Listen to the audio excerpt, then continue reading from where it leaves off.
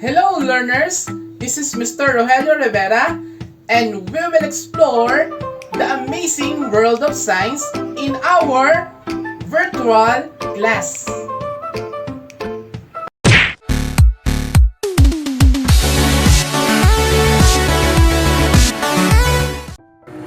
What is earthquake?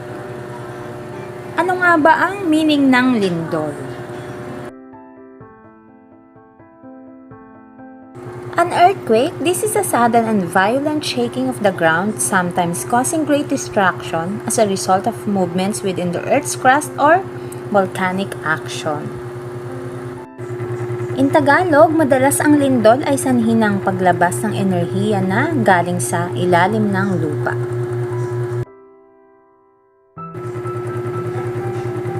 What is the difference? Magnitude versus intensity. Ano ang pagkakaiba ng magnitude versus intensity? Magnitude is the most common measure of an earthquake size. It is a measure of the size of the earthquake source and is the same number no matter where you are or what the shaking feels like.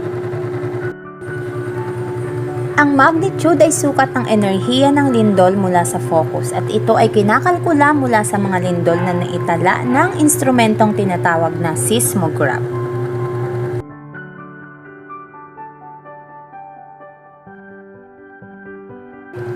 A seismograph or seismometer is an instrument used to detect and record earthquakes. Generally, it consists of a mass attached to a fixed base. During an earthquake, the base moves and the mass does not.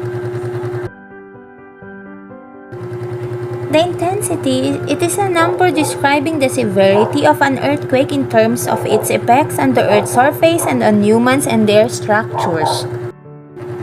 Ang intensity ay lakas ng lindol na nararamdaman at nakikita ng mga tao sa isang lugar. Ito ay batay sa magkakaugnay na epekto sa mga tao, mga bagay, kapaligiran at mga istruktura sa paligid. Ang intensity ay kadalasang higit na mataas malapit sa epicenter.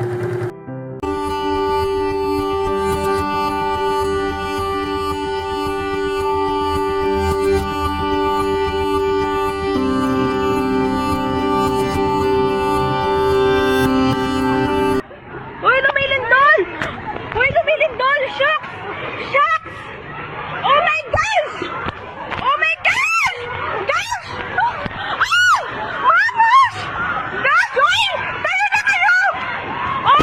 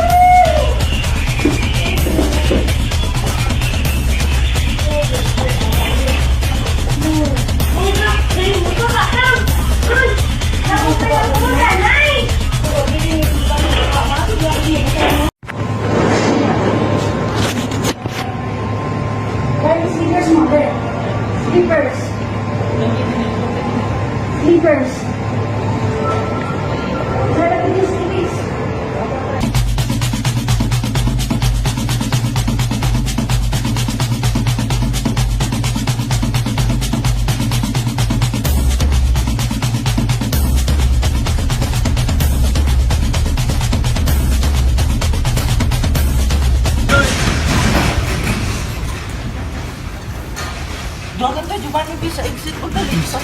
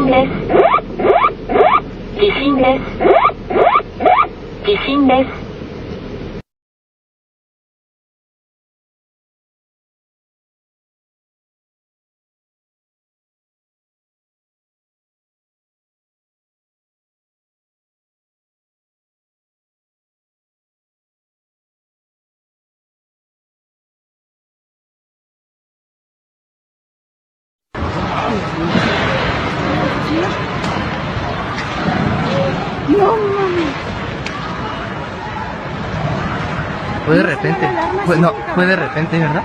Ahora sí se van a caer. Suena tardísimo. No mames.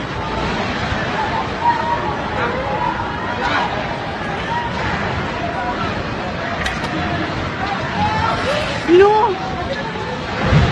No. Ya se calmó, ya está calmando.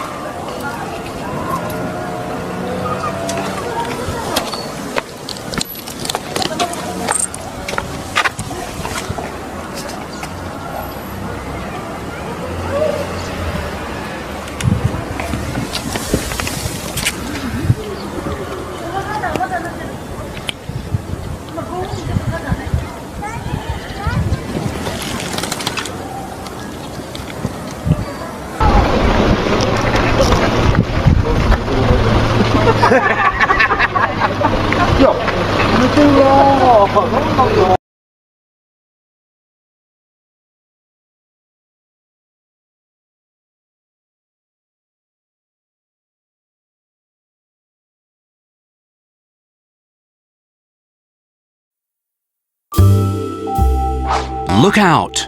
Earthquake! What should you do during a big tremor? This is Dan. He recently arrived in this country to start a job. Suddenly his office starts to shake and the building sways violently. Dan's from a country that doesn't have earthquakes and he panics. Luckily, his co-worker Rena is there to show him what to do. First, get under a desk for protection. If there's time, open a door to secure an exit. In a high-rise building, tremors could continue for 10 minutes or more.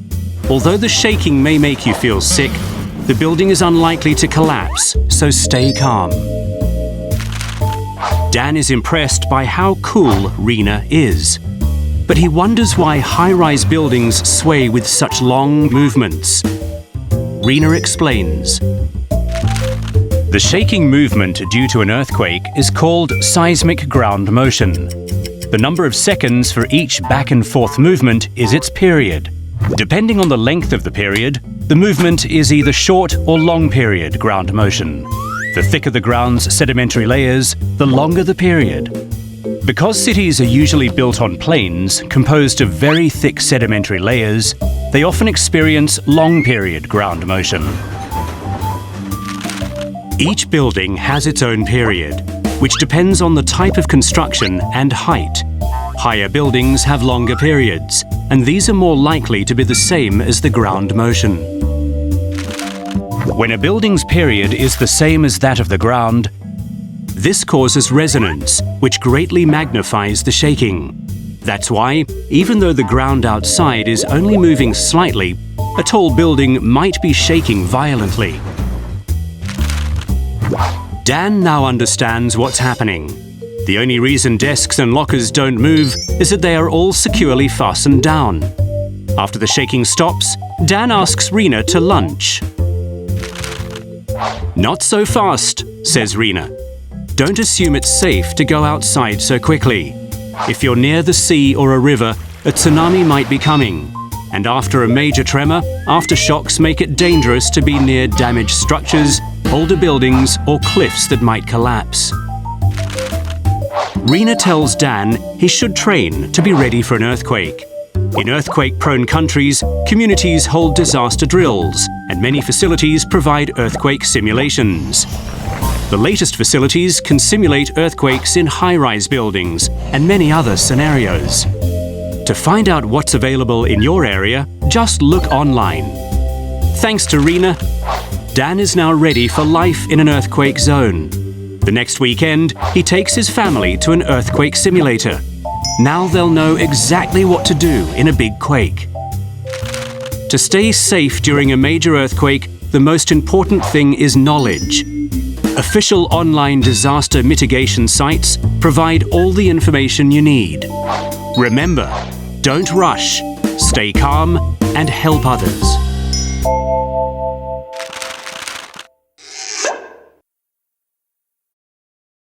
Alright learners, thank you for watching our session today. I hope you learned and enjoyed this session. Again, don't forget to subscribe my YouTube channel, Survey TV, and click the notification bell for you to be updated of my latest and exciting video lesson about science. So, see ya and take care. God bless everyone.